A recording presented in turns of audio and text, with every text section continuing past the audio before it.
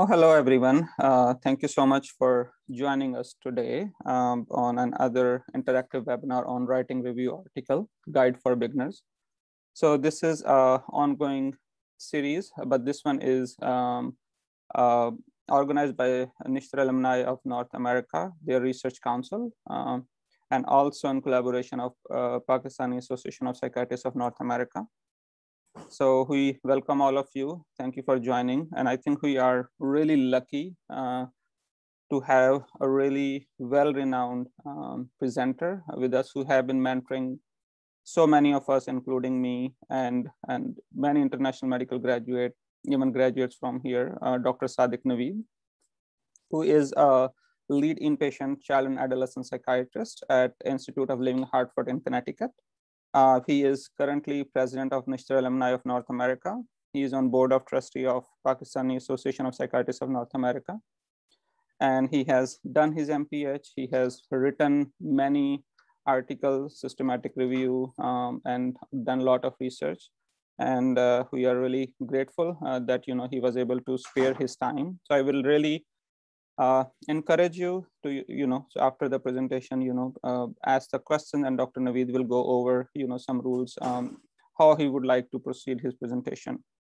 We were unfortunate in a way that Dr. Fozia Zubair Arain, who is the chair of our media committee in Papana, who was supposed to be the mediator for today, she has not been feeling well. So we pray that she feels better, and without any delay, I will request Dr. Sadiq Naveed to start his presentation. And thank you again, everyone. And thank you especially to Dr. Naveed for agreeing to presenting on this important topic. Thank you. Thank you, Zishan. So I'm going to start, but first I want to do some housekeeping things. How many of you know how to raise hands in Zoom? So if you know it, can you guys raise your hands? So it's on your right-hand side. There is a participant bar. Okay, I see 2 hands. Okay, good. Awesome. So it's on your right-hand bar, and I will say raise hands. So raise hands. Okay, so some have, or most have. So while you keep looking for that, and I think it's important to, for needs assessment, I'm just gonna ask some questions and see how much depth we need to go in. Zishan, can you lower all hands? Sure, sorry. Yeah, so another thing, I wanna know where are people from, right? So if you see participant bar, it shows your name. It will, if you hover over your name, it's gonna say more. If you click on more, it's gonna say rename. So in the rename, if you can just add your medical school alumni, if you're a graduate, mention the name of your med school. If you have graduate, just add the last name for your med school.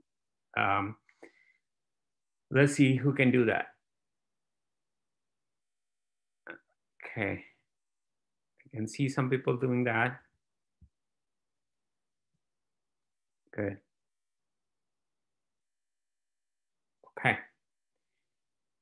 So my next question is, how many of you have written a review article, any sort of publications, whether it's case report, whether it's peer-reviewed publication, not posters. Posters are great, but just for the purpose of our needs assessment. So if you have done a publication previously, please raise your hands. Okay, so we have 2 so far. Okay. Okay. 5. Okay. 6. Okay. Roughly 5 or 6 out of 30. Zishan, can you lower hands? Sure, Sadiq. Yeah. And for those who have done a review article, can you guys raise your hands?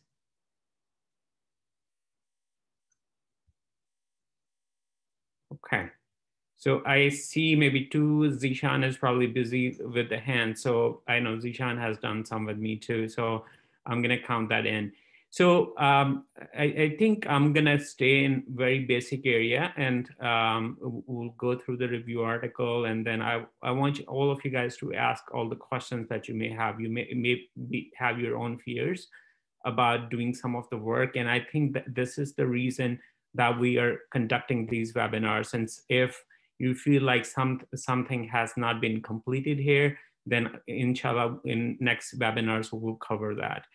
So I'm going to share my screen. Okay, can you, or can Zishan, can you see my screen? Okay, so let's get started.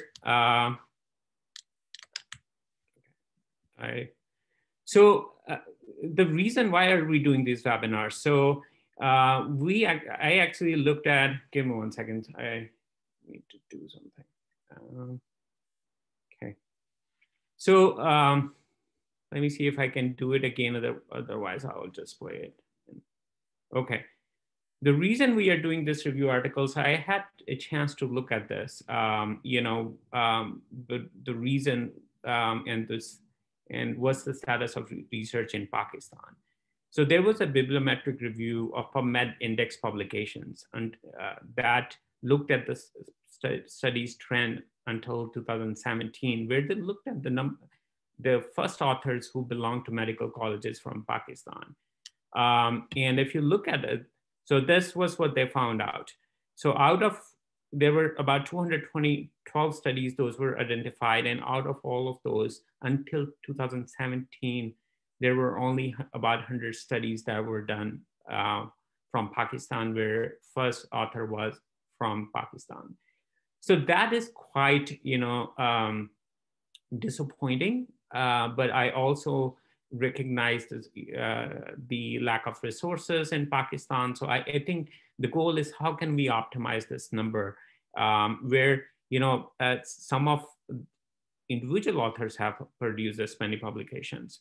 The next one is publication insight. If you look at the publication insight, most of the publications went into JPMA, JCP, CPSP, PGMS, AGP. So all of these are Pakistani journals. If you look at the impact factor, so as your impact factor increases, the importance and the prestige of your journals, your journal will increase. So out of about 118 studies, 98 were published in an impact factor less than 1, which is very low impact factor. So I just want to understand that what's going on in there, and sometimes I question what's going on, whether we are not publishing quality research or whether it's just our fear that is getting in our way of going to higher impact factor journals. When it comes to ingredient of success in any area, not only in research but also in clinical side, there are 4 key ingredients. First, you should have a desire or dream towards a particular goal. Then you should have a drive to achieve that goal. And you can have both of those goals, but you can still fail if you don't have the determinations, if you have many barriers, and if you're not able to overcome those barriers with your determination. And last thing that is, I think, in my opinion, is the most important one, is the discipline. And that's where we struggle a lot. I have mentored many applicants, residency applicants, and trainees too. And I think this is the point that's kind of putting us behind. We have desire, we have energy, we have passion, but when it comes to discipline, we just can't get over that barrier. So I think, you can all think about from the past, if you have tried to done any review articles, and where did you fail to achieve that goal, and how can you overcome that? Very often it comes in discussions that, oh, I don't have any formal training in research, and I can't do anything. Well, you don't need any formal training in these days. What you need is, you need a passion, you need to be curious, and you also need to have mentors who you can reach out to and they can guide you through the process. But it all need an initiative on your part. Then when Zishan reached out to me, he wanted me to present on review articles. So I just wanted all of you to look at the hierarchy of evidence. When we look at the clinical evidence, and books have been written, and a lot of them are compiled or written based on the available data, and similarly with practice guidelines, all of them, they get info from this sort of evidence. So when we look at a hierarchy of evidence, so on the top you see systematic reviews, then you see randomized controlled trials, then cohort studies, then case report studies, and at the end are the expert opinions. Now, we did a webinar last week on case reports. So we wanted to talk a little bit more about the review article. When it comes to review article, if you see, I have put systematic review and scoping review on the, and it is something that is higher on the hierarchy of evidence. And I have put, narrative literature review, opinion articles, commentaries, letter to editors, and related them to the bottom. In my opinion, more or less, they vary. They all look at the evidence and they generate some hypotheses, some arguments, but on the top, the systematic review and scoping reviews are on the top. And I think there was a question in the chat about this too. What's the difference between systematic review and literature review? So in my opinion, the main difference is the rigorous methodology that comes with systematic review and scoping review, and then critical appraisal. Critical appraisal, where we look at the quality of assessment, so where we perform quality assessment. And all of them help us reduce the bias that all of us have while we are conducting research.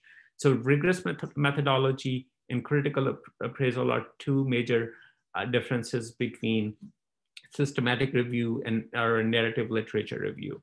But to speak more specifically, there can be a variety of the types of review. But for the purpose of this lecture, I'm going to focus on only 3 types. So narrative literature review, scoping review, and systematic review. Then you can do systematic review, and then the quantitative data you collected, you can pool that data to create a common statistical number, which is called meta-analysis. That is very simplified definition, but I think this is good enough for this lecture. So when it comes to types of review, so narrative literature review, scoping review, and systematic review. So what's the difference between all of them? So remember about my last slide, that the difference is rigorous methodology and critical appraisal. In traditional literature review, if you see, it does not have a priority review protocol. So if you know that all of randomized controlled trials, all of them, like if you in the US, if you want to do a clinical trial, you have to publish your protocol in on clinicaltrial.gov. Because if you deviate from your protocol, then that raises some questions. And if you deviate from your protocol and you hide that while you're disseminating your research, that questions the research and integrity. So priority review protocol, if you see, it is needed for scoping review in some cases, but it is mostly, almost all the time, it is needed for systematic reviews.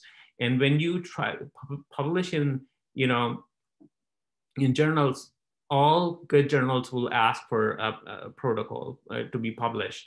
And we're gonna have a webinar in future about systematic review, so we can talk about where you can publish those protocols. The next step is kind of linked with the previous one, registration of review protocol. Then after that, you perform an explicit, transparent peer review strategy.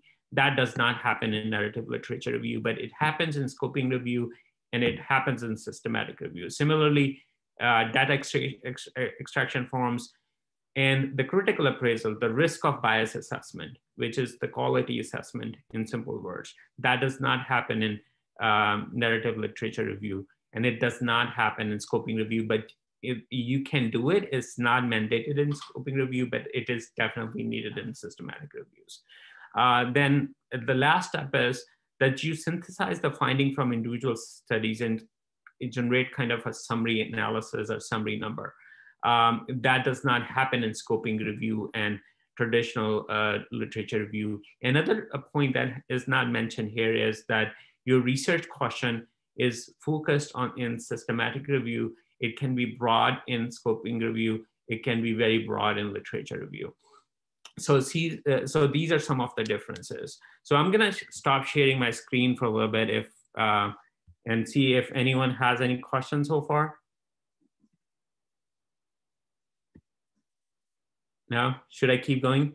I mean, I can ask. I think one key thing that you mentioned, Dr. Sadiq, about the discipline.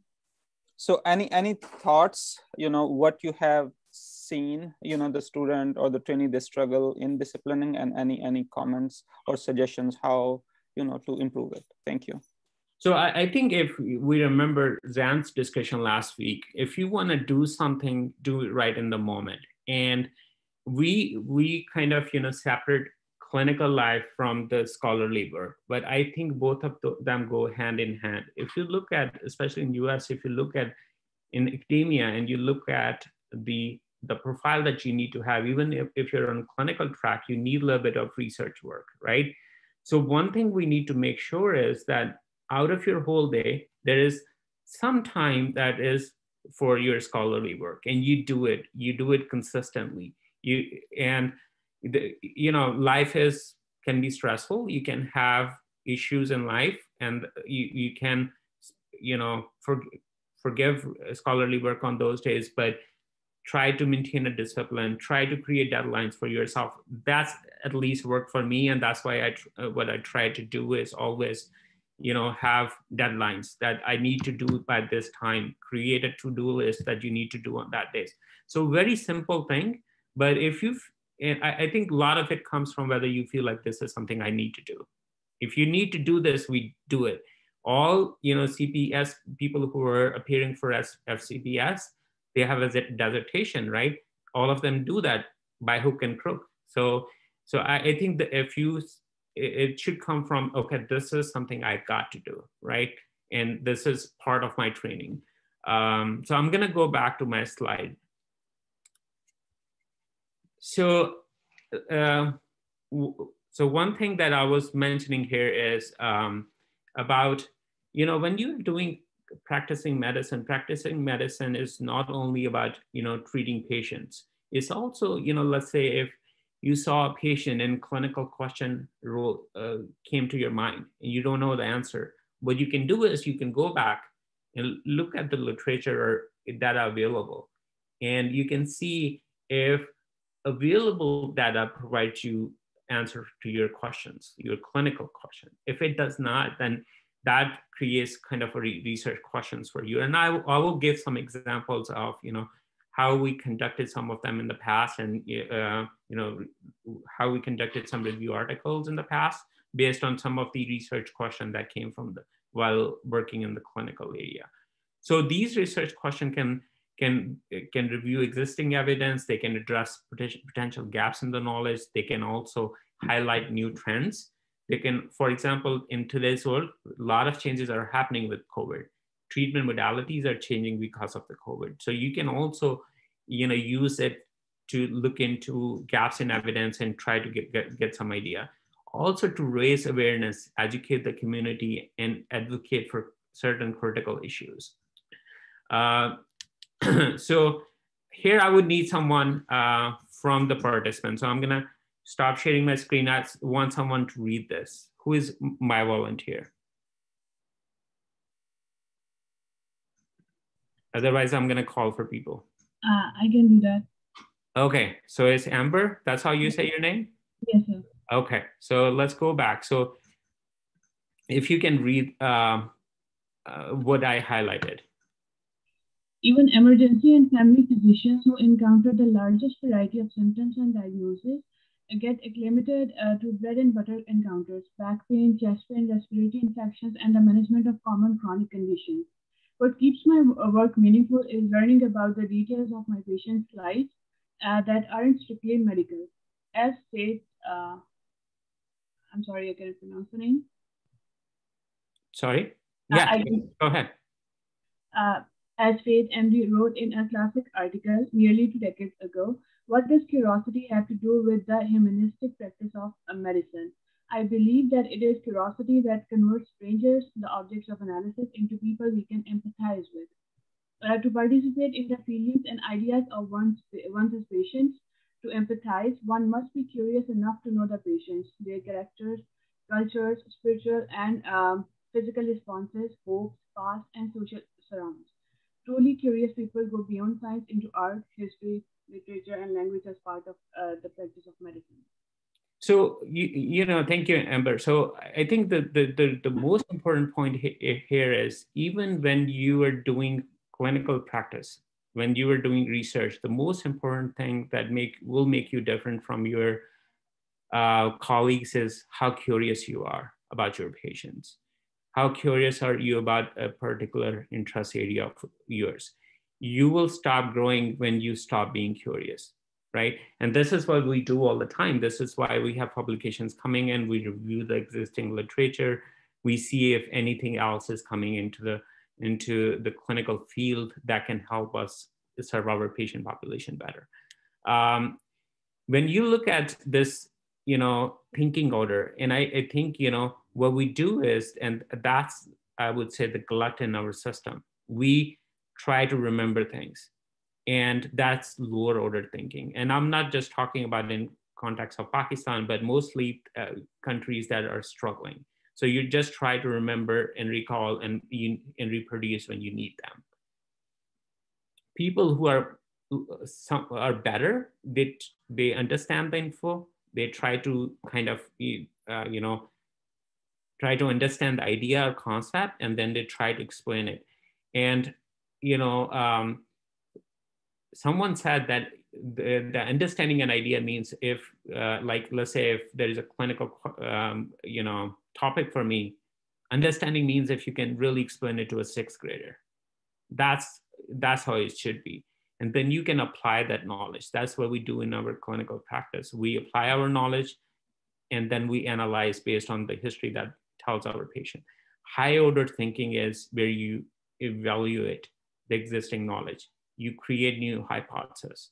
And that's what, separates people in the clinical area from people who are leading in the field, people who are the experts. And I think all of us have the capability to get to that high order thinking, where we create new ideas, we evaluate existing ideas, we argue, we appraise, and we judge the existing evidence. And there is nothing wrong with doing a appraisal of existing evidence.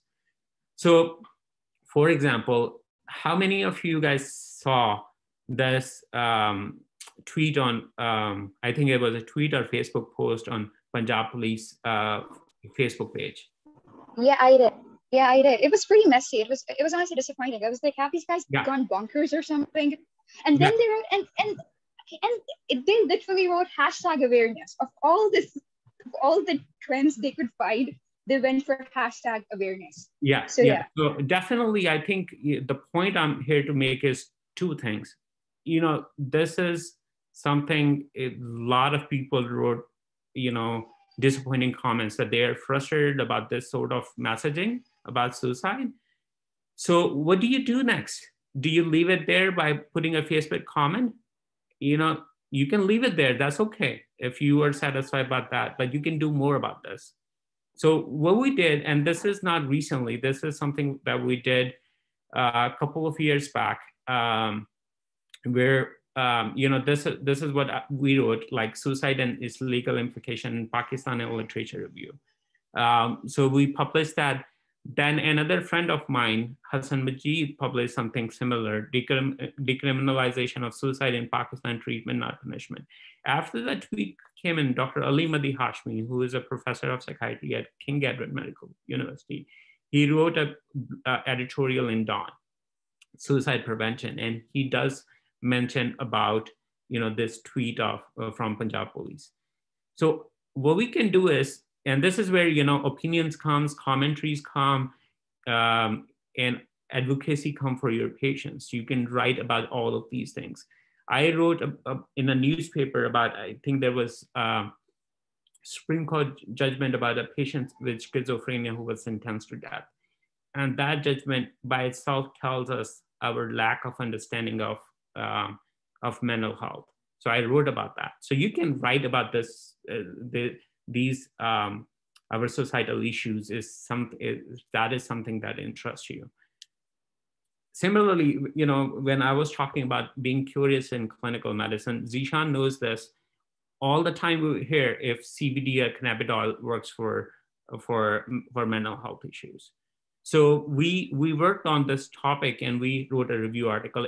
It actually started as a narrative literature review, but editor and reviewers encouraged us to change it to systematic review, and then that got published.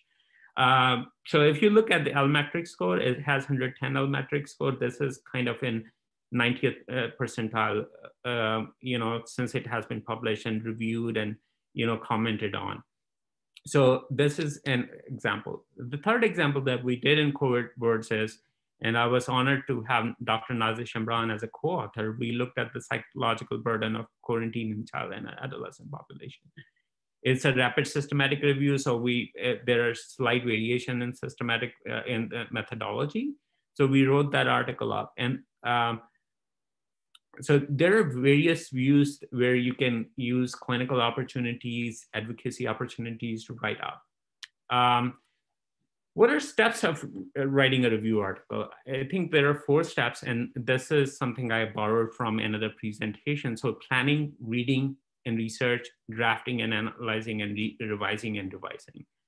So in the planning process, I think the most important question is a research, how you come up with the research question. Some of it has a clinical focus. For example, Zishan is really interested in parenting. So he can, you know, kind of excel in that area by, you know, looking at the existing evidence, providing guidance, and looking into new patterns. Second thing that we can do is, you know, we can review existing evidence, we can identify gaps in knowledge, but this all has to come in the moment sort of thing. Like, it does not happen that you're sitting in your office and then you want to write something. So as you are doing clinical practice, please think about, okay, let's say if you wanna think about, and I will give an example, milnacipran in ADHD, right? Whether it has any evidence while reading about it, can this something that can be written up? People have written for thesis, people have clinical question. So I think at this point, what you can do is you can create an outline. You can kind of create a one-page Word document where you can see, okay, this is my existing evidence. These are gaps, and this is what I want to do. And then you can, you know, send it to someone who has done some work on this topic. So what they can do is they can modify your research question level.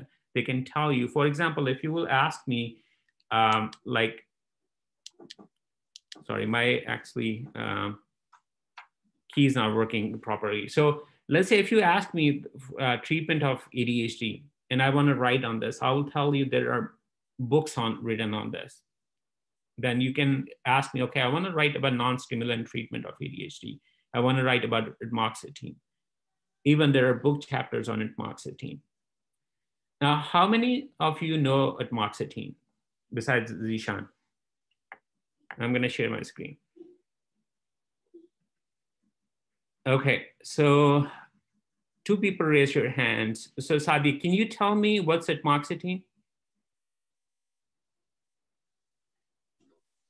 It's used in ADHD, so I gave step 3 recently. So they had mentioned atomoxetine in that, and it's also used for something else. I don't remember the exact mechanism of action for it. Okay. Who knows the mechanism of action? Can someone tell me? Eamon and I think Kamran also raised hand. Any of you know? It's a selective norepinephrine reuptake inhibitor. Yes, so it's a selective norepinephrine reuptake inhibitor. So what it tells us is that, you know, when there's a norepinephrine reuptake inhibitor, that works for ADHD, right? But there are many articles that are done on the similar topic, right? There are book chapters on atomoxetine. So what else can we add? So I'm giving you an example here. So milnacipran is a newer medication for depression. And it has a slight variant, which is called levomilnacipran. So how are they, important, can be important for ADHD? Milnacipran is a serotonin norepinephrine reuptake inhibitor, but its action on serotonin is 1. When we compare it to norepinephrine ratio, is 1:6. So it's 6 times more potent for norepinephrine than serotonin. Similarly, levomilnacipran is 2 times more potent for norepinephrine reuptake than serotonin reuptake. So the question that comes to my mind is, can levomilnacipran and levomilnacipran work for ADHD? It's a non-stimulant treatment. It is non-habit forming. So all patients who, and Zishan knows this, that there are not many options for non-stimulant treatment of ADHD. So people who have history of active substance use or people who cannot use stimulant, they really cannot, they don't have many options when it comes to ADHD. So what I can do is I can look for milnacipran and levomilnacipran, and that can be my review article for ADHD. Now, if you look at, I'm going to go to next slide. Let me see where it is that at, and then I'll come back. When I look at the PubMed, milnacipran and ADHD gives me only 12 studies. This can be a lot of evidence, but what I looked at it is it's mostly looking at impulsivity and milnacipran, and it's mostly looking at animal studies. So you can write something on that. But another thing that you can do is you can do milnacipran and depression, or milnacipran and ADHD or depression, and I will kind of walk you through those steps how to get there. So it generates about 373 studies. So if I will be in your place, what I would do is I would go in all of those studies where it's used for depression, and I can see it. Are there any studies where it improved depression and improved concentration? One thing. Second, or were there any studies where it improved attention and concentration independent of depression? So that gives me some idea that may work for ADHD, and that can be, your basis of research question. So I'm just going to go back to previous slide. So my research question is, does it improve attention and concentration in patients where it is used particularly for depression and anxiety, even if it does not improve depression and anxiety? So I might be wrong at the end of the day, but this is something I'm going to look into, okay? So next step, so first step of the planning is the research question. Next step is to form a team. For a review article, you may need 4 or 5. For systematic review, you can need up to 10. I was part of a systematic review where we had over 25 authors. So what you should look into research team, you should have one person who have the expertise that can be your mentor, who is a senior author. You should have a cohesion in the team. By cohesion, I mean that ability to work together, but still able to differ. And third thing, like I mentioned on very first slide, you need discipline. Without discipline, you will not get anywhere. Next thing you gonna decide is, what do you want to cover in this literature review? So we decided we're gonna talk about milnacipran and its role in improving attention and concentration, right? Then you can determine the methodology for your review article. So I mostly do systematic reviews, so I try to adhere to the same methodology. Then somewhat same methodology, not all of it. Then how will you get all of the source of evidence for information, studies, and articles? Where are you gonna retrieve all of those articles? And the next step is barriers. Where do you think where will be the limitation for you in performing that particular literature review? Since I work with applicants, a lot of them, they have like step 3 or they have an exam. So I want them to tell ahead of time that, okay, I'm gonna have an exam in this time, I'm gonna be away. And most people, when you're working with them, they understand that. But personally, I don't tolerate is the top one, the discipline while you're doing the review article. The next step is, and that kind of correlates with our last slide, is where can I find all the information, studies, and articles. So we look at the electronic database to retrieve relevant articles. And your mentor can also help in you connecting with experts in the field, or kind of, connect you with something similar that has been done, or somewhat similar that has been done. So you can also use that. Now, what's a database? It is a library that holds articles, books, scientific proceedings, and relevant information. If you don't know about, what's an electronic database, so database is like a Priceline. How many of you know about Priceline?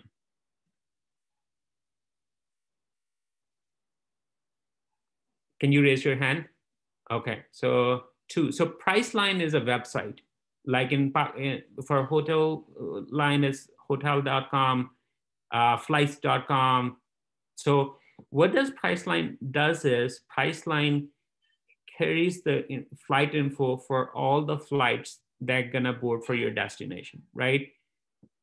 If you think of electronic databases, that kind of works in a similar way. Not same thing, it's a very simplified version of it, but just trying to make my point. So for example, if I want to fly from New York to Lahore, right? And I put my date in, it gives me a flight for, Emirates, it gives me a flight of Etihad. Now, what happens if you are gonna look at, an electronic database?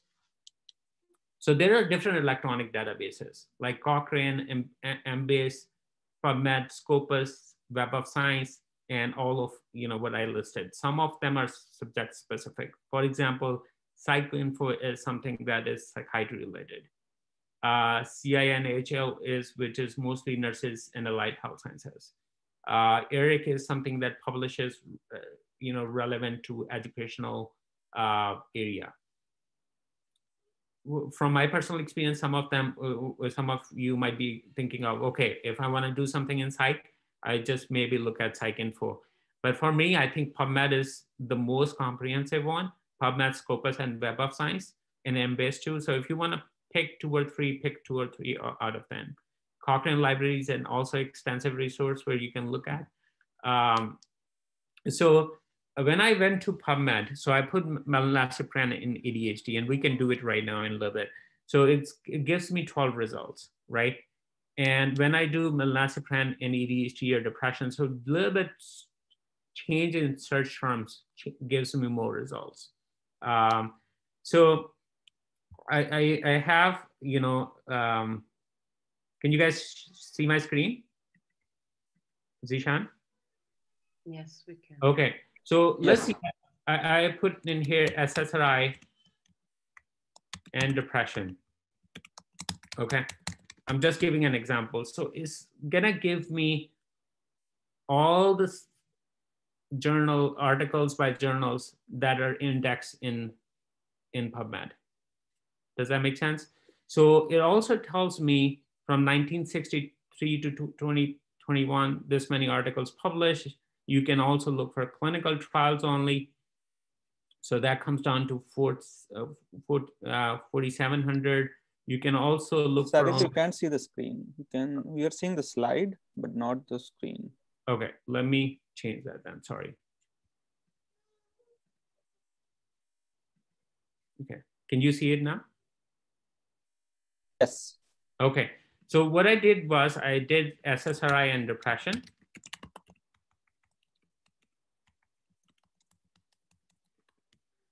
So it gives me about 18,000 results. Now you can change a little bit. You can look at publications in last 5 years. So that comes down to 2,600. You can look at randomized controlled trials. That comes down to 348. So 348 in the last 5 years. I only want to look at systematic reviews that were published in the last 5 years. So there are 124 systematic reviews that were done on this topic. So this is how you can play with PubMed. You can also, sort of collate the results from different databases, but that needs a little bit of trick with EndNote. that is, I think, out of scope for today's review article, but there are videos. And I think, when we talk about systematic review in future, it may kind of include a few slides on this. Zishan, can you still see my screen? Yes, the PowerPoint screen, yes. Okay. So next thing will be selecting relevant articles and extracting studies. So out of that list of 343 for milnacipran and depression and ADHD, we have 300 studies. We're gonna go through them and we're gonna see which one relates to my research question, okay? Next thing that you're gonna do is you're gonna decide and extract data points relevant to your papers. How can you decide based on that? You can look at the sample articles, how they have done it, other articles have done.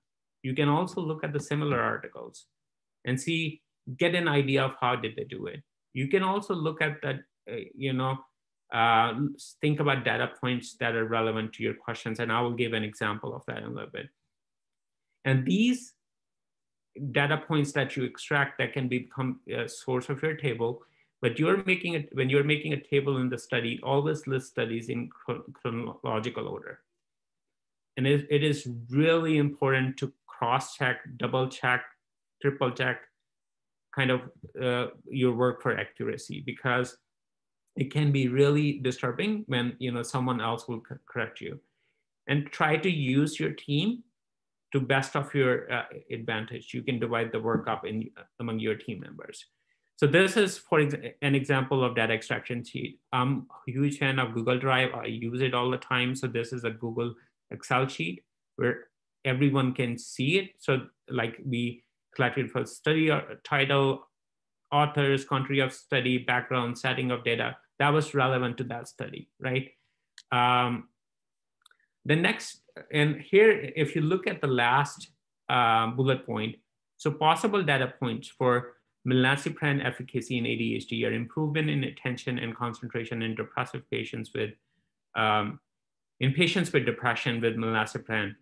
What will be my data points? So first, authors, country of study, study design, dosage of milnacipran, route, how are you gonna administer your dose? What were your characteristics of population in that study? Diagnosis, whether there were any comorbid diagnosis. Any outcome measures related to ADHD that you wanna collect info for. Whether there were any dropouts, what were the side effects on the study? And here I will ask any of you can point out that outcome measure that I'm missing or that data point that I'm missing that we should extract? Just open your mic and speak. And if you don't have, that's okay. Okay, so we'll move on. So from this point, you can move on and you can transfer your work to Manuscript. And this is almost 40% of your work. Then what are you gonna do next? I want you to look at the structure of articles. So I generally, when I am kind of, making an, start collecting and collating all the info, I generally have a standard template that I use, but there is a standard format on for each article that most journals would use. So you have a title, you have abstract, you have introduction, you have method, results, discussion, conclusion, and references. And here I'm gonna show you an article. Zishan, can you see my screen? Yes. So this is the article that Zishan mentored us for. So we looked at, it's an original study, but I just want you to look at or focus on the structure of the manuscript. So we have a title, we have an abstract, we have an introduction, methods, results, discussion, limitation, conclusion, and references. So this is the kind of universal structure of Manuscript, and this is how you should think about when you're doing your work. So when I do write articles, I'll always start with methods and results. I do rest of it later on. So write your methodology, write your results. When you are done writing these two things. So focus on point number 2. Prepare an outline of different clinical areas that you would like to address, right? So you can also see what are the similarities that are coming across, what are the differences, any new hypotheses, and then you can send it to your mentor or senior author to provide critique or feedback. If you don't have one, maybe you can ask someone to take a look at it quickly and give you some feedback. And believe me, there will be a lot of people who would be willing to help you. So next thing after method and results that I do is introduction and discussion. Now let's start with introduction. So how to develop an introduction? So it is an inverted pyramid. That's how I think at it.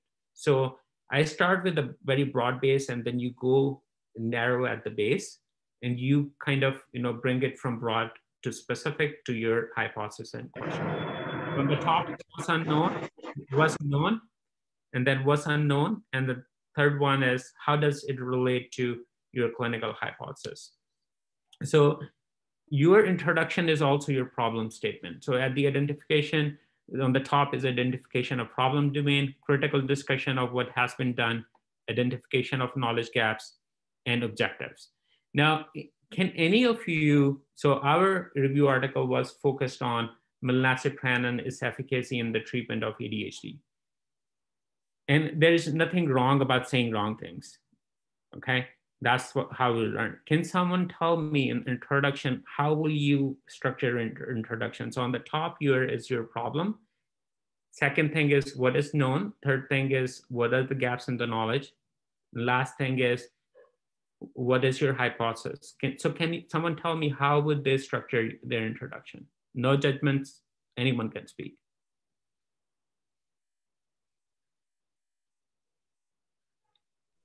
Well, I suppose I would mention how ADHD is a problem.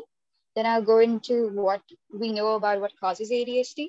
Then I guess I'll discuss some of the drugs that are usually used and their mechanisms.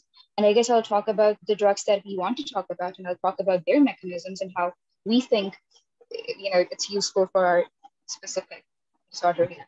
Yes. Yeah. So, Fatima? No, I'm Ramisha. Sorry? I'm not Fatima, I'm Ramisha. Okay. So Fatima actually raised her hand, so that's why I'm asking her. Thank you.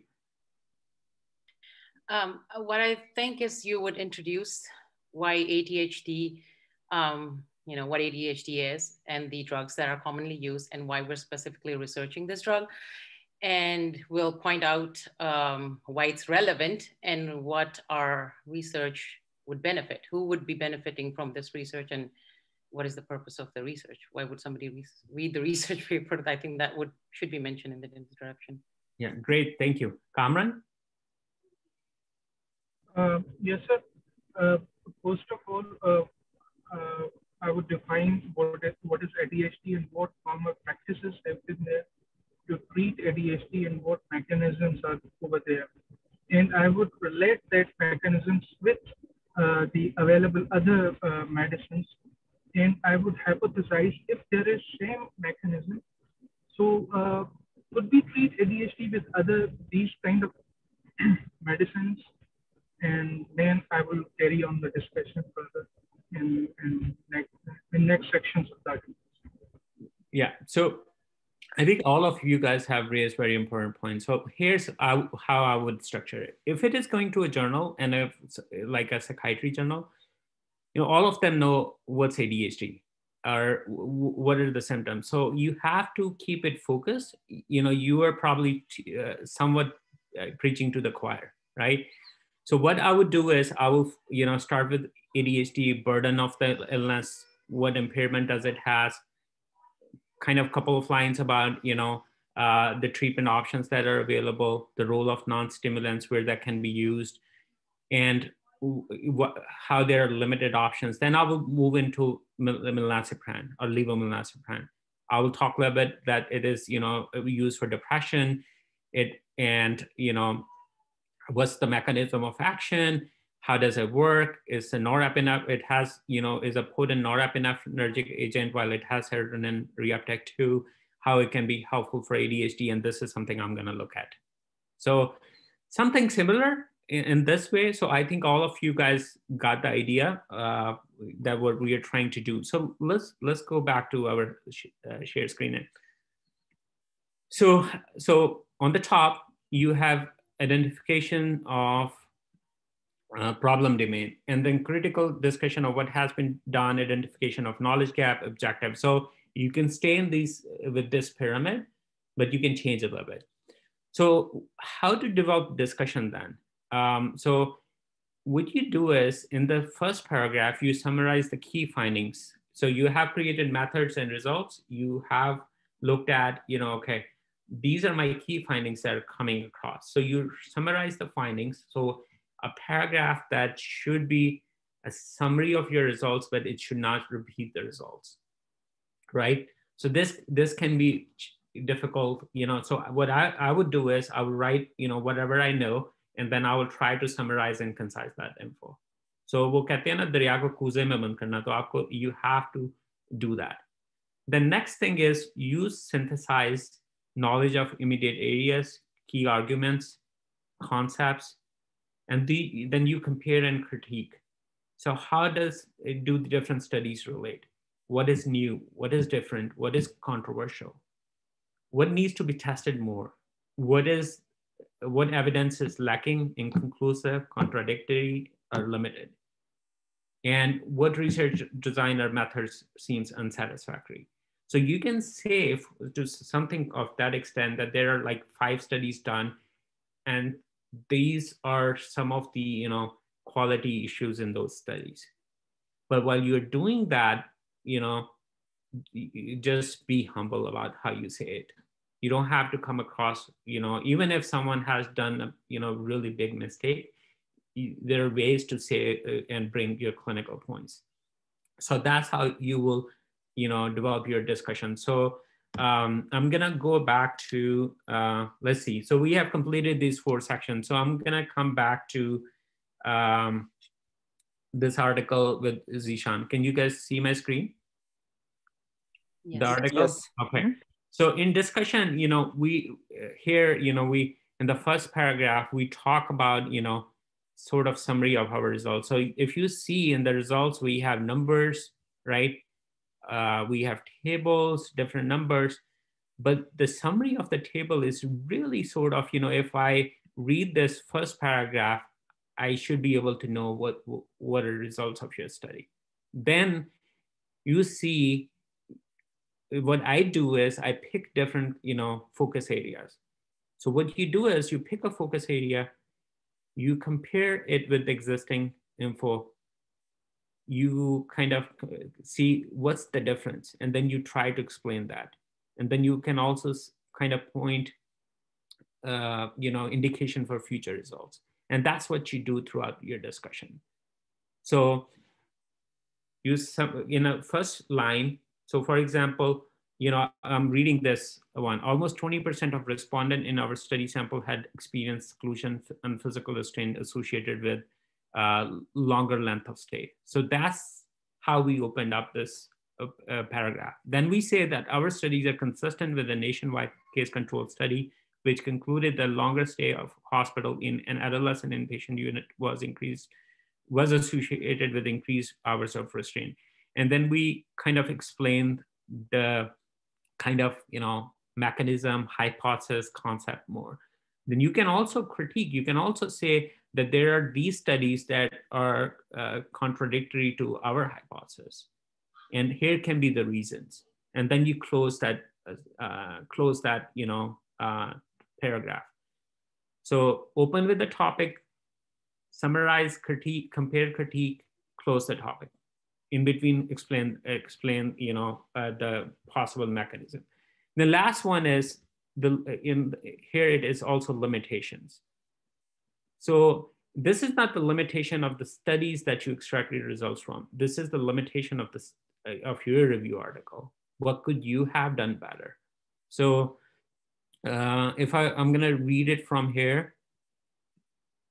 So for example, if you look at third sentence, prior to data abstraction, authors did not establish integrated reliability during the pilot phase. However, in attempt to minimize error was made by having additional reviewers cross-check all the data, right? So you also critique your work, and you should be very humble while you're doing that, right? You can make mistakes. Existing, people from existing research can make mistakes. So this research is a humbling process, and no one it has absolute knowledge. So keep that in mind. I'm gonna go back to my slide. Sorry for flip-flopping. I just wanted to show you guys some example. So now we are done with our introduction, methods, results, and discussion, right? Next thing is abstract. So what is abstract? So abstract typically have 4 components. So the first one is objectives, background, introduction, methods, results, and conclusion. So abstract summarizes the major section of the article, and it is a stand-alone section of the manuscript. So let's see, if I'm just reviewing your manuscript, I should be able to look at your abstract, and I should be able to see or understand what did you do in that study. Most journals will ask anywhere from 150 to 250 words.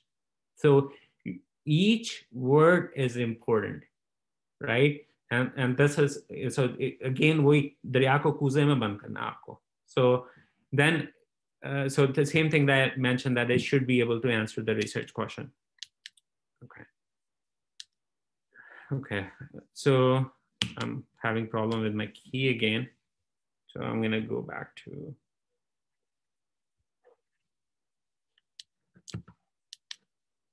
Zishan, can you stop sharing my screen? See if I do it.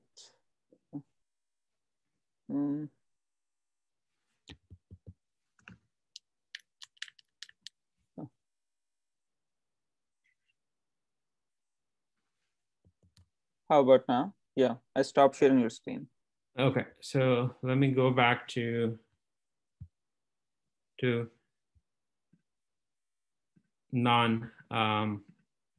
play view. Okay, next one is conclusion. Can you see it? Yes, the slide I can see, yes. So in conclusion, it's about 100 words. You summarize the findings of your existing evidence and what you reviewed, recognize existing knowledge, and provide direction for future research. So it's kind of a take-home message. Last one is references. So make sure, so there are 2 types of references. One is in-text citation, and then at the end of the article, there are references. So what do I mean by in-text citations, right?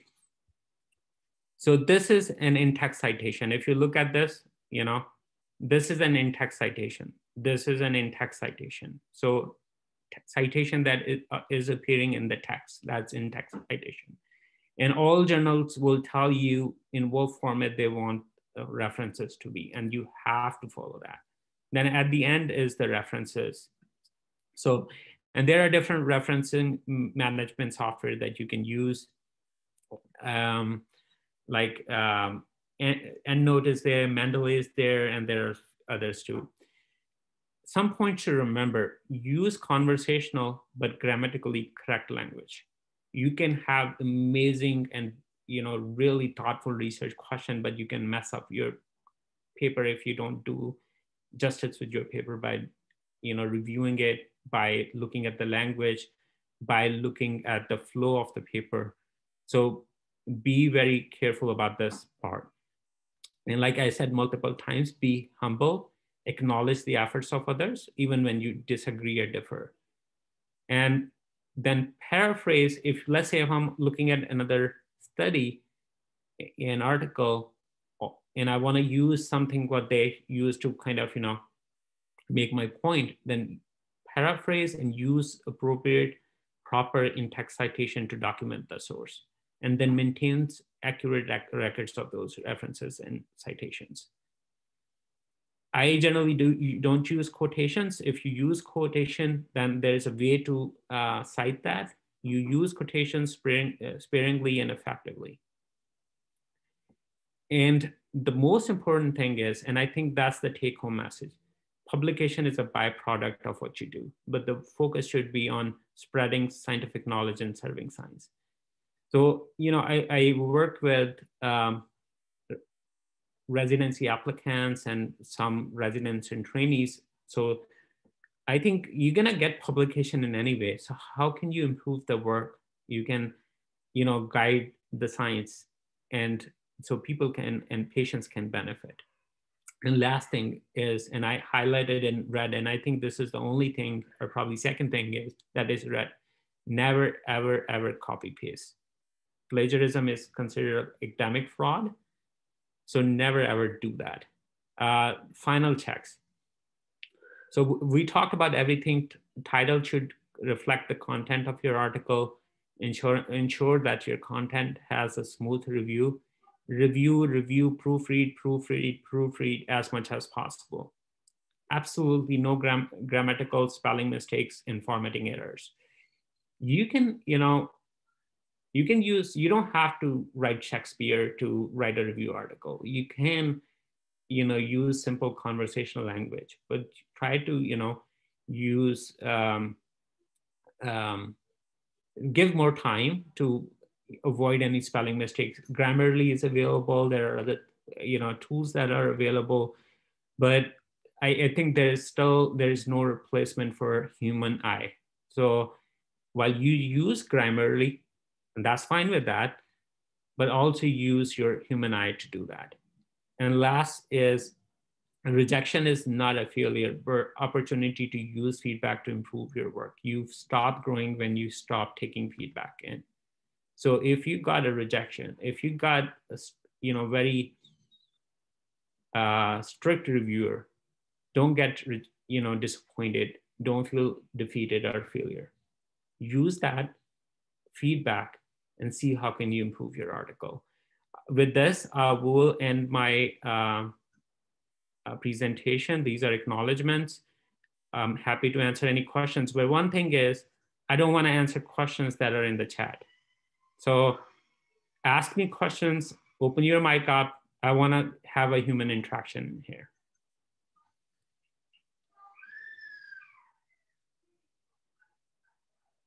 Okay.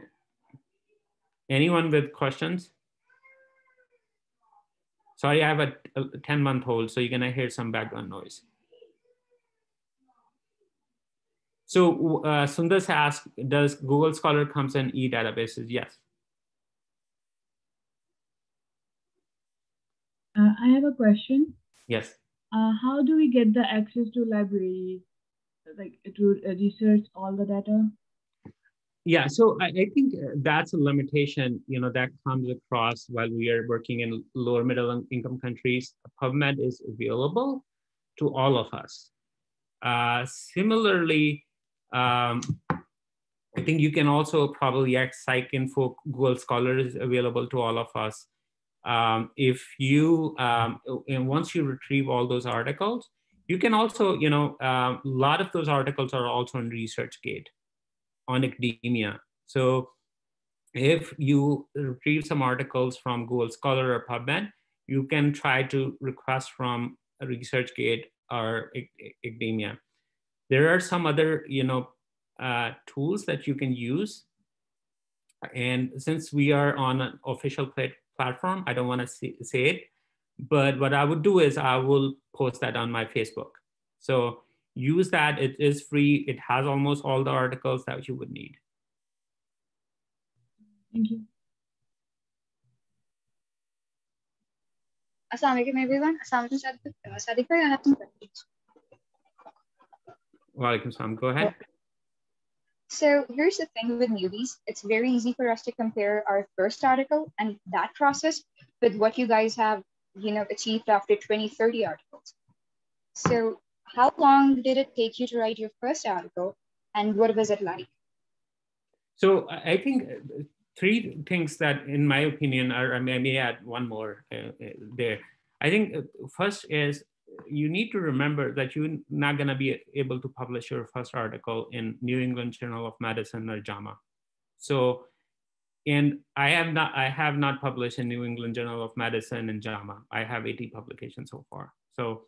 So you're not going to get there. So first thing is, you need to see where you can start. You're at a starting point, acknowledge that. Second thing is that this is why you need a mentor or senior author. So you can reach out to them and then you can ask them, how can you improve your article? And they will guide you. Someone who has written 20 articles can guide you better how to improve your first article. And you will be amazed to see, Ramesha, how many people are willing and, to help you. I think where we fail is that when we are reaching out to first article, we want senior author to do all the work for us and tell us what to do. I think it should be other way around. You do the groundwork and you reach out to them when you need them. I don't know if it answered your questions or not. Yeah, well, it did. Exactly. So it's sort of like Hogwarts, because you're gonna get that help only if you ask for it, and that's great, I guess. Yeah. So we wrote an article, and that was, just to have, to have publication for residency applicants. So we wrote that article on psychopharmacology of PTSD and in children and adolescents. So people who know, Jeffrey Storn is a national and an international speaker on this topic. He is, one of the leading researchers and a prominent figure in American Academy of Child and Adolescent Psychiatry. So when we did that, we reached out to him, and he was really gracious enough to provide feedback. So I think it's all about your hesitation to ask help, then people not, letting you, or people not holding your hand. It's all about, about reaching out and asking for help.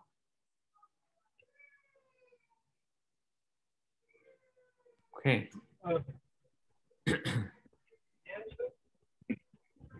Kamran, you unmuted yourself. Go ahead.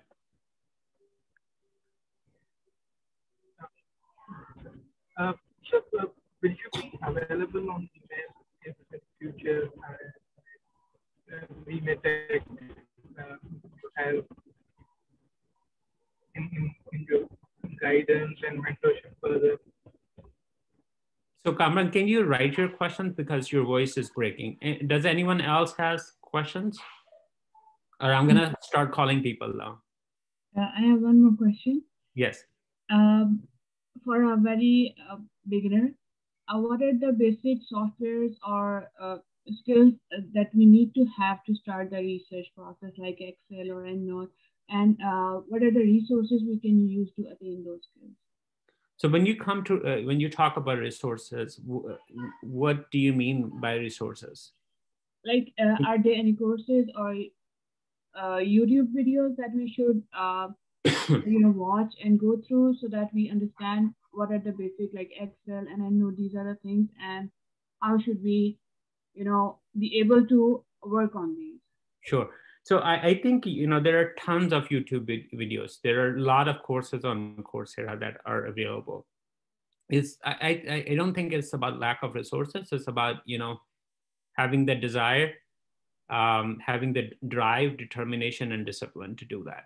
So there are tons of resources available, and Coursera has, courses on how to conduct systematic review. One that I particularly like, and I think you should all look at for is Author Aid. So Author Aid is based in Mediterranean or Middle East countries. So it's a Mediterranean association, and they encourage people who are publishing research in lower and middle income countries.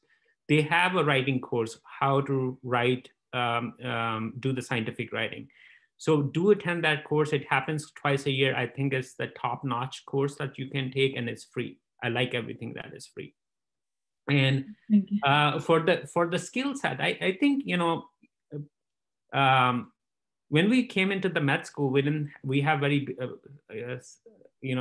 simple and basic knowledge, and we learned and we made mistakes, and we learned. So that's what it is needed. Everyone knows how to type in Microsoft Word, how to type in Excel sheet. You don't need that. All of us have that. I'm gonna see if Sundas is here. I asked her to take, that course in how to write a scientific paper. Sundas, do you want to talk about your experience with author aid? Yeah, go ahead. Hello, can you hear me? Yes. Assalamu alaikum, everyone. So I took that course. Unfortunately, I wasn't able to complete it yet, but I will start it next week. But the thing about it was that it was very systematic. They start with how to move on with the title, the introduction, what are the resources. Then, for instance, if you go, if you use the Google Scholar or PubMed, and there are a lot of publications which you cannot view because you don't have a login ID or you're not connected with your medical school right now. So they tell you the ways of how you can extract out publications that you cannot view normally. Then they also let you know about so many other electronic databases that you can use, especially for the researches that were done before 1950s as well. So they just not restrict you to recent researches, but they move on to the previous ones as well.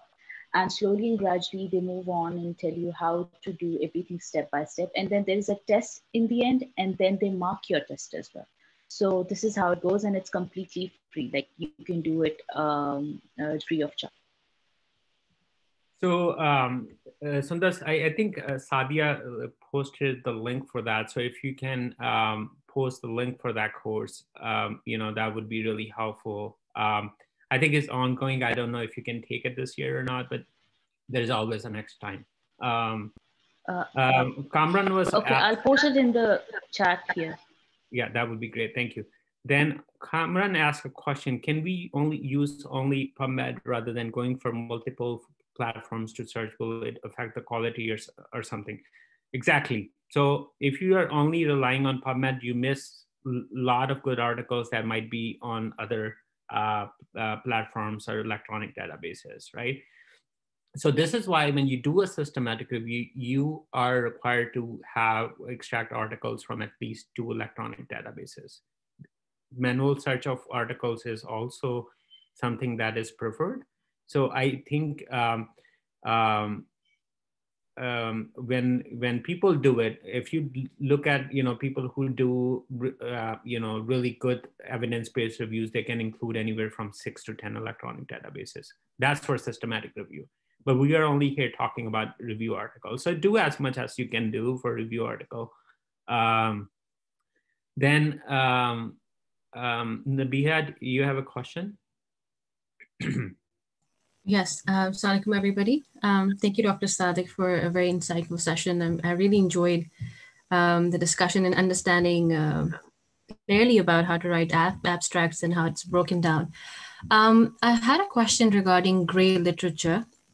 Mm-hmm. About when we are selecting different databases, what are the criteria for selecting gray literature for our search versus not? Does it decrease your credibility if you take studies from gray literature, because there are many that are not there under bigger databases? Thank you. Yes, so I think gray literature comes to like scientific proceedings, contacting authors. You want to also ask them if there are any unpublished trials that may. So we know that a lot of time when articles are published, they're published that is favorable results. Articles with negative findings that are not published. So you can reach out to that. But here I also want to reinforce the point that we are talking here about narrative literature review, not a systematic review. In the kind of review article, systematic review that I have done, I have very rarely included gray literature. You can skip it. It's not gonna be really taken against you. So I think you guys will be okay. SMK has asked a question. If you're still there, do you want to open your mic and ask your question?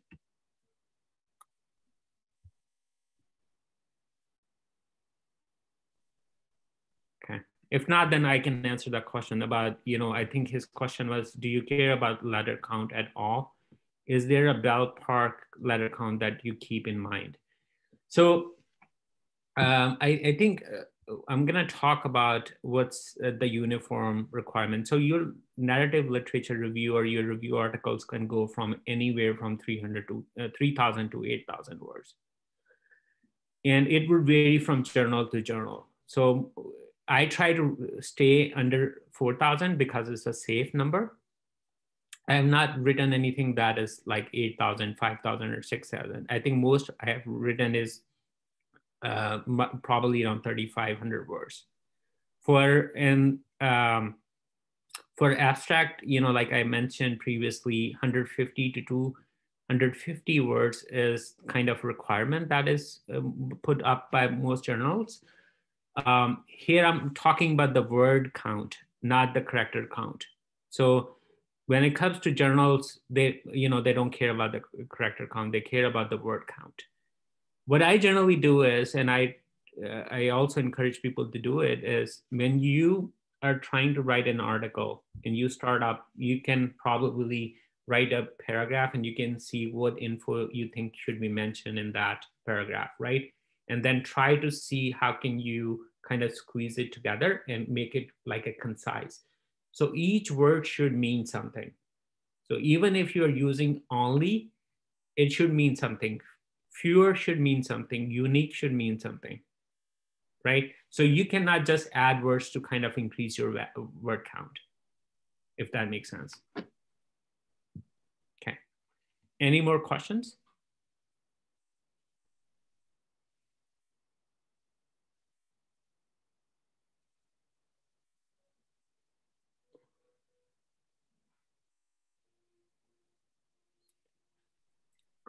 I have a question. Yes. I wanted to know what happens after you, for example, you submitted an article and it gets rejected. You receive a feedback. Can you resubmit it to the same journal, or you're kind of like that article is not able to be used anymore? What happens at that point? So there are many journals that are out there, right? So one thing that I generally do is sometimes is, let's say if I receive a rejection and I can see that can be addressed. So I would write to editor, but it happened maybe 3 or 4 times. I asked them, I think I appreciate reviewers' feedback that this was really helpful. So kind of being humble, but I feel like, these comments can be addressed. So there has been times, they said, okay, you can address these comments and then resubmit. But most of the time, about 95% of the time, when they rejected, you cannot have published in the same journal. But there are many journals that are out there. So, but at the same time, I also want you to encourage, there are many studies that are published in very low impact factor nominal journals. And, I have written on that, about that journal. I have feelings for that journal. There are a lot of studies that came from Pakistan that were really good studies. And I think just for the lack of, for the purpose of comfort and getting it published, very quickly, it got published there. But I think those studies could have gone to a better journal. So we should be able to kind of, defeat our fears and be able to access a better journal. Thank you. And that you can also ask your mentor what can be a better journal for this particular article. Thank you.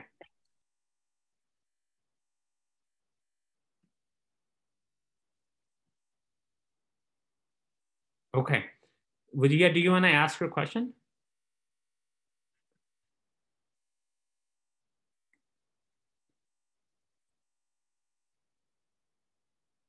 Okay, her mic is not working. So her question is, you have talked earlier, most of the researchers from Pakistan don't go for high impact journals, but the most important problem for the researcher face here is related to funding stuff. Like we don't have some scientific societies or institutional bodies which can help us with funding. Can you guide in this regard? Sorry, I have to type. So I think if I understand your question, you are asking that, I have done the study, but I don't have the funding to publish this. And so that's why we go for only low impact factor journals. Did I get your question right? But yeah, you can just type.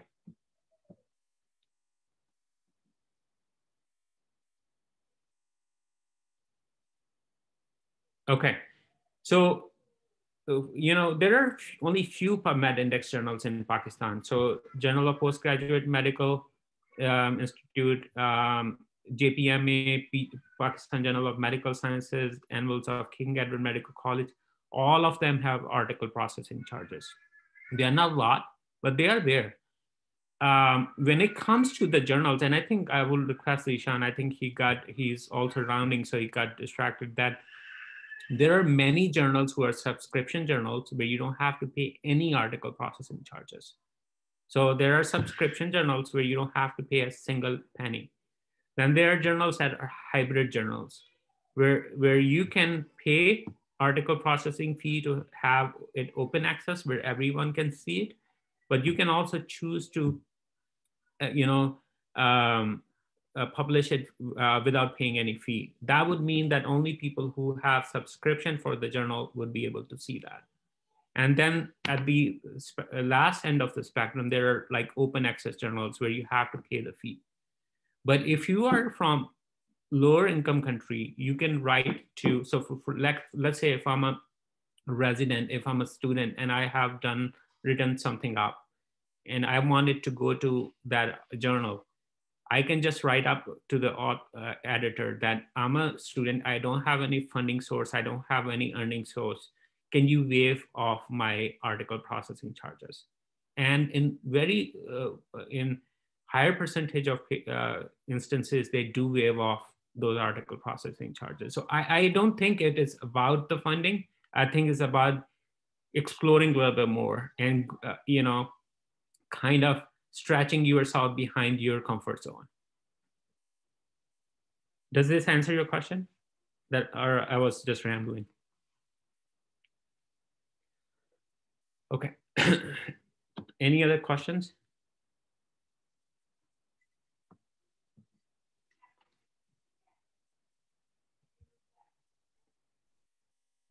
I have a question. Hello, sir. Hi. If we have chosen a topic or we are interested in a topic on which like very few articles are available, let's suppose it's about COVID-19 and maybe some drug relevant to psychiatry or something, right? But the PubMed is giving me like hardly 5 to 6 results. So how do I go about that? Like, how would I come over this barrier then? So I think you can then look at the other databases and see if that can increase your number a little bit more. But I think 5 studies is a good number to write something up. So, and you can make a point. Here is a drug that may or may not work. There is not enough research on this, and invite more research. So you can use it either way you want. So you can use your spin powers to spin it. Okay, thank you. And is there any specific number or like minimum requirement of the citations or references to be used? So the references vary from journal to journal. Mostly for original studies is 30. For review articles, the limit is 50. I'm just trying to think. What's the max I've done, or what's the minimum? I think if you have 4 or 5, you can write something up. And then you can also see if there are, let's say if you're looking at a randomized control trial and there are 2 or 3, you can also see if there are any like cohort studies or case control studies, case reports that you can include. If that is not there, then you can also use animal studies in your review article. So there are ways to write things. So I think if you reach out to your mentors, and sometimes you can't write it, and it's okay not to write it, and just wait for the right time.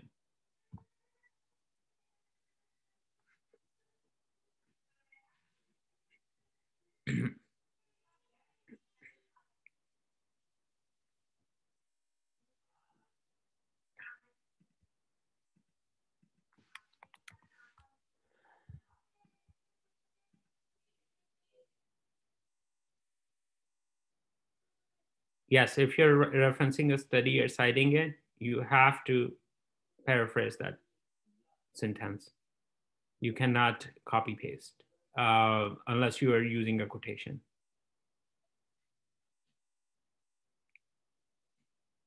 Any other questions, or Zishan, what are the marching orders? I think we just, I mean, I just want to thank you for, all the detailed discussion. It was definitely very helpful. I mean, it seems like a lot of questions were answered. Sorry, I was a bit distracted because of the call. Yeah, I mean, I don't see any other questions, so we can give anyone last chance. I think Fatma has raised her hand, so. I had another question that just came up. You mentioned about the Pakistani journals that are there that do not have like a high impact level. Could that be a starting point for people who haven't been able to, start writing a journal, to start publishing there, or maybe kind of attempting there first? Is that something that we should consider? Absolutely. I just want you guys to publish. But, when you start publishing, build on your work, right? So you don't want to be stuck with only one journal. You want to build, and even the journal that I was mentioning, and I hope people got the name of the journal, you can start from there. It's okay to start from there, but with time, just grow. We all need to grow and excel to next step in the ladder. Thank you.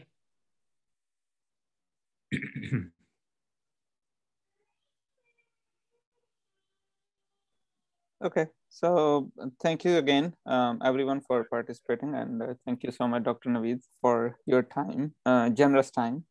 So we have a recording we will post on Facebook, and we'll keep you posted about our next session, hopefully next week or so. So thank you again. Thank you. Allah Hafiz. Allah Hafiz.